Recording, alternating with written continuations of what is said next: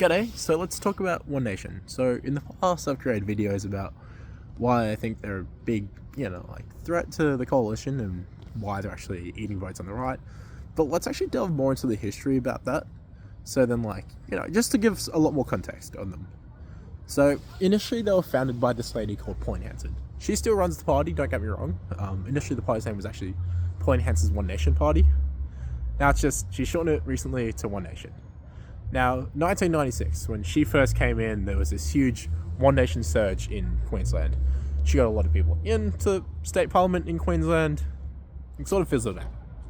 And within the party's history, she's had this history of One Nation collapsing in on itself because what typically happens, people, MPs will feel disenfranchised with the right. So they'll be like, no, screw the coalition, you're not acting the right way. Or screw Labour, you're not acting the right way. And then they'll join One Nation, run as a senator, or they'll even just swap halfway through their term. And so typically, a lot of people have left One Nation after joining it. Everything is sort of changing right now. So One Nation acquired Barnaby Joyce about a year ago, or something along those lines, a while ago. Barnaby Joyce was a former leader of the Nationals. He was in the party machine for 30 years, and he knows the rights and wrongs. He knows how to run a party.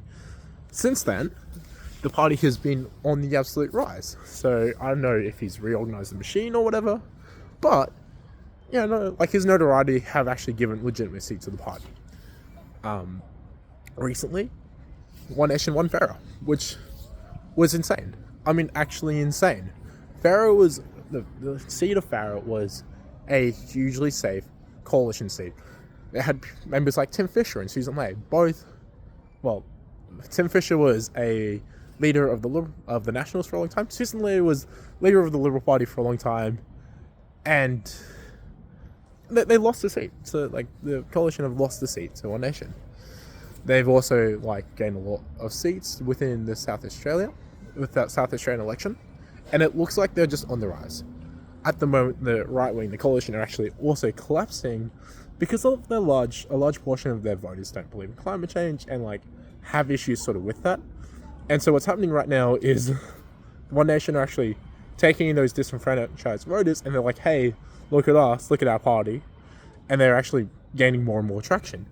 And with that traction comes a lot more people actually joining the party, and it's actually fleshing out the party itself, which ultimately means that One Nation is slowly becoming a stronger party, and it looks like they could potentially be the next right-wing party of Australia.